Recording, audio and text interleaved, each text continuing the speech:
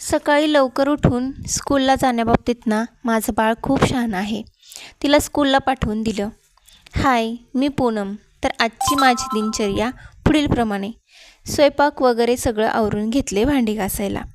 एवढी भांडी मला रोजच 3 टाईम घासायला लागतात.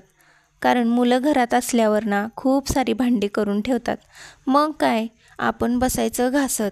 भांडी झाली आता. कपड्याची एवढी मोठी बकेट घेऊन कपडे धुवायला गेले तर बाहेर एवढं ऊन होतं ना की नक्की उन्हाळा चालू आहे की पावसाळा हेच कळेना झाले. कपडे धुवायला गेली नाही तोपर्यंत सांची स्कूलमधून आली. आज खूपच खुश होती ती. खुश होण्यापाठीमागचं कारण काय, तर आज नवीन आय कार्ड मिळालं होतं. आणि सर्वात महत्त्वाचं म्हणजे स्कूलमध्ये रक्षाबंधन सेलिब्रेट झालं होतं. आणि स्कूलमधल्या भावाला राखी बांधल्यावर दिदूला काय भेटलं होतं ना ते बघा. तर आम्हाला असं एक गिफ्ट भेटलं होतं. त्याच्यामध्ये ना फ्लावर ड्रॉइंग बुक दिलं होतं तिला.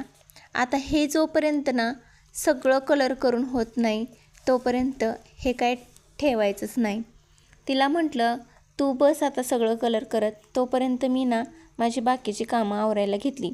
ती ना असं तिला काही शाळेत भेटलं ना की ती खूप एक्सायटेड असते. तिला हे कधी कलर करन असं झालं होतं. मग काय, तिला कसं तरी नादी लावत मी इकडे घेतली खिचडी करायला. आज माझा गुरुवार होता म्हणून म्हटलं खिचडी बनवून घ्यावी.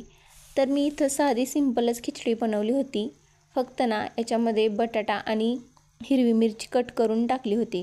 काही जण याच्यामध्ये जिरे किंवा कोथिंबीर पण टाकतात, ज्याची त्याची जशी तशी पद्धत. तर इथं आम्ही दोघींनी गप्पा मारत खिचडी खाऊन घेतली. आणि उद्या रक्षाबंधन आहे म्हणून दादासाठी दिदूला इथं राखी तयार करायची होती. तर असं काही रक्षाबंधनची तयारी चालू होती. तर दिदूची राखी तुम्हाला आवडली का, कमेंटमध्ये नक्की सांगा. बाय.